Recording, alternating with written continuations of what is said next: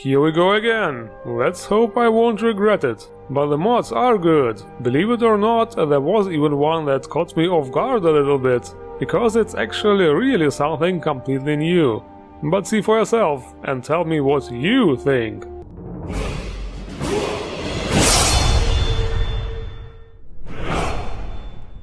More is not always better, but it can be, of course. moreHUD Inventory Edition by ASAP.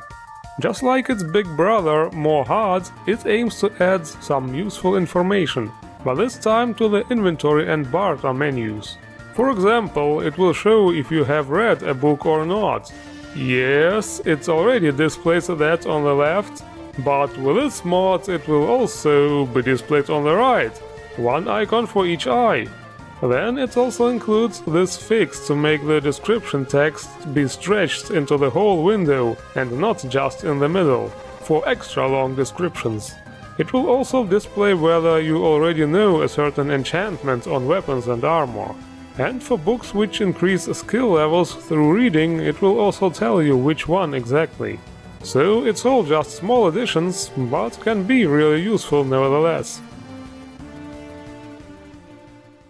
So, about the followers, two managed to get into this episode. First there is the Doppelganger by Psychotic Crimes. Yes, doppelgangers again. You can find it in the Sleeping Giant Inn. Starting with this again. Well, we already had this. This follower will be an absolute copy of your player character. Same level, same stats, same skills and shouts. Playing with yourself takes on a whole new meaning with this. I mean, really, it's even in the description. You can marry yourself, or do what you will with yourself. So, the author is basically telling us to go fuck ourselves. Whoa, this is like some Inception shit or something, I don't know either. Let's just go and check out the next mod. The next follower is more the standard caliber, Ariella by Kittiness. This one can be found in the North Watch Keep. Yes, let's go! Custom voiced with over 100 dialogue lines, location aware and everything. That's already a good start. But is it just me, or does she have this slight post-traumatic stress disorder look on her face? Maybe she was in Nam. I mean Helgen, of course. She is, however, still full of energy and will help you on your adventures. I wonder if I'll ever get to see a unicorn. Yes, this is the perfect setup for a dirty joke, but it's not nice to make fun of war veterans, so let's move on. Next we shall try ourselves on some camera play again. Look What You See by Tis-Senel. This mod has two functions for player head tracking, nothing otherworldly. I'm sure there are similar mods out there, but this one is really lightweight and easy to use. Just press a hotkey and your character will move its head into the same direction as the camera, unless you press that button again. A feature like in many other games. There is also an MCM menu, of course, to adjust some specific settings, like the behavior while posing. And the second feature is the other way around. Press a hotkey and look into the camera. Just like that selfie mode I reviewed a while ago. So this mod is like an update for it, kinda.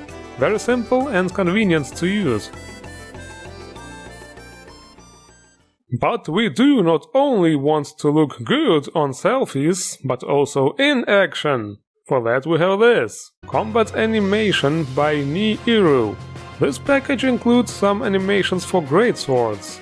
The idle stance, for example, the turning motion, also the standing power attack has been turned into a thrust attack, and then there are also some animations for shouts. Yes, it's a bit random, but all the animations do look good. A bit soulsy, semi-realistic I would say. People nowadays are really into this kind of stuff, it seems. Okay people, and now it's time for another episode of Ikari's Monsterpedia. The first new entry is Succubus by Mihail. Those succubi will suck you dry. No, I'm sorry. But seriously, the models are like straight from The Witcher, almost copy-pasted. Those are not dressed up NPCs, but actually full body models. There are not even facial animations, meaning no suck. So this mod really has some space for improvement. Those creatures are non-hostile mostly. You will encounter them in taverns and such, where they do usually do their sorting. But the next one is a real monster, Daedroths, by Mihail and son 6 of 6 3Ds. You probably know those Daedroths, or however you say it, exist in other mods, but so far the models were not so impressive. But this is finally how I imagine a Daedroth should be. Huge, hulking, menacing, and this model here is exactly that. In my opinion, the best looking one from all games so far, including Esso. Really nice to have such badass opponents. But it appears my sword was more badass and made short work of them. The next creature is Flesh Golems. Well, I'm not saying it again, although flesh is an interesting material. But nothing new, we already had this kind of creature in Shivering Isles, and also a mod by Mihail including them as well. But it seems those creatures here have joined the Pyromaniac department. That's certainly a nice touch. Now let's see how those flame-loving giants fare against me and my sword. I don't know what the hell is going on. Seems a bit overpowered to me. And the next creature is Atronach. And here too, a really awesome looking model, definitely Esso inspired. In combat they behave a bit different from what I imagined. We already had a similar creature with many arms and swords, but yeah, what can I say?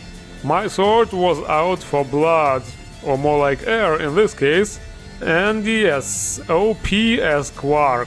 But it's only fitting, I mean I am the High King after all. And the High King demands you to like and subscribe. I'm just kidding, but you really should.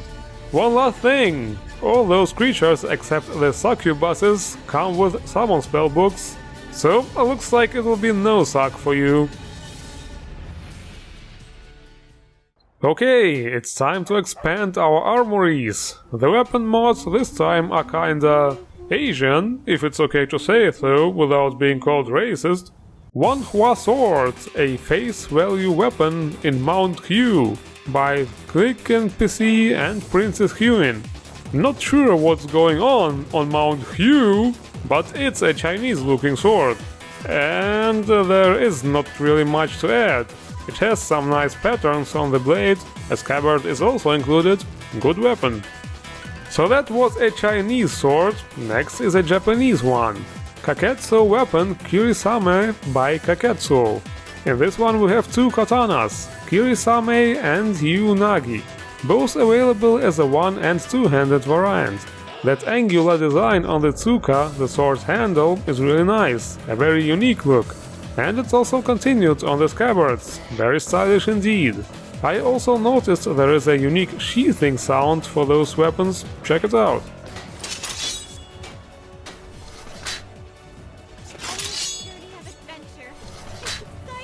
Besides, those weapons have some interesting, unique effects. The Unagi absorbs health, and if you attack a staggered enemy, it will absorb a bigger amount. And the Kirisame deals a huge amount of damage if used on a power attacking enemy. It's like a counter, really cool. And the armors have been really few lately. I could make an extra episode for best new exotic armors, if I should ever find the time. So, weathered Nordic body paints by Domain Wolf. Yes, that's not really armor, but it's also something you put on, and that's why I put it in this category. Here we have 21 body paints, 21 face paints, 6 foot paints and 3 hand paints, all that in a weathered, battle-worn look. Something which would fit, for example, a Forsworn character very well. I'm showing these paints here on a female character, for obvious reasons, remember the 95% rule, but they are also available for male characters as well. There are even optional files to make them fit the male body shape better, so feel free to experiment. No, I didn't mean... Never mind. But next we have an actual armor mod. Frankly HD Dawnguard armor and weapons by Frank Family aka Borgs25.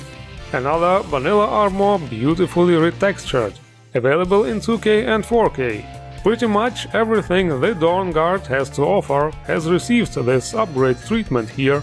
With this, the good old Dawnguard gear shines in a whole new, bright, blinding light. Do you get the analogy? I mean, I always thought that the Dawnguard armor looks boss, but now it's even better. So from now on, vampire hunting shall occur in ultra high definition, and also ultra hot definition, because you see, those special enchantment weapons received new epic glow effects here too. Now they look hot as the sun.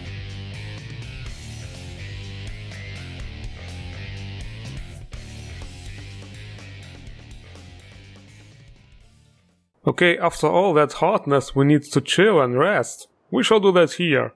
King's Rest by Les.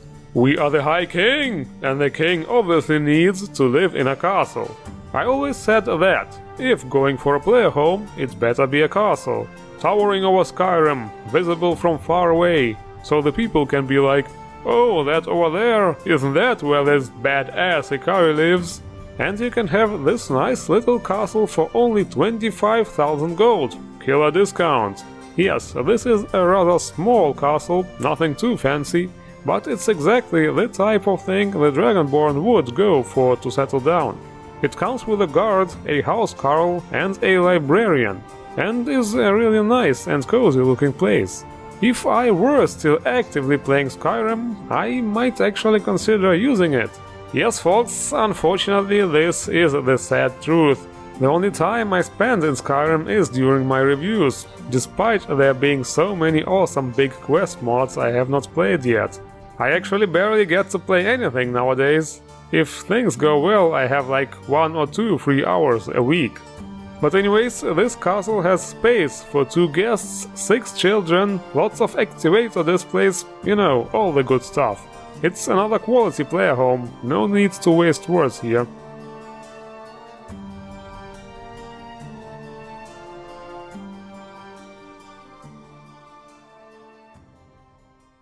Well then, ladies and gentlemen, it's time for adventure. But not just adventure, but also survival.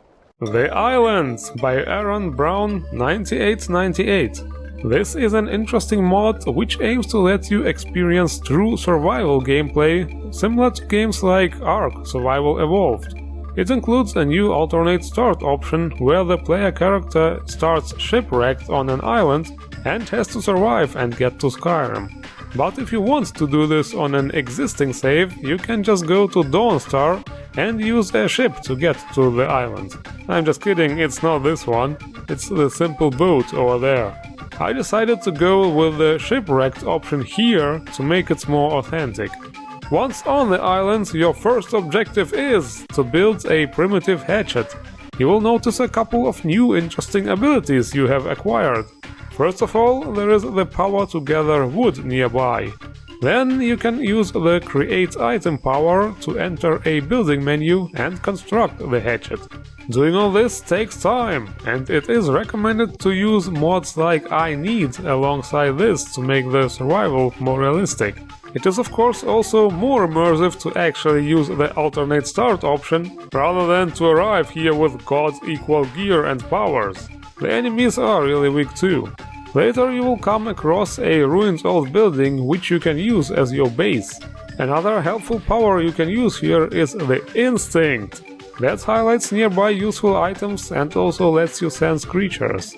It's really all like in one of those survival games. And this is also why I think this mod is so interesting.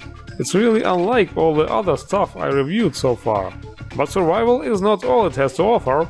There is also a whole ancient Dwemer city and other ruins waiting to be discovered and explored. In other words, a lot to do. And this is it for this episode. The links to all mods are as always in the description below. Don't forget to unearth the mods you like. And if you enjoyed this review, don't forget to hit the like button and subscribe for more. I thank you all for watching, I hope you survive, and we see each other around.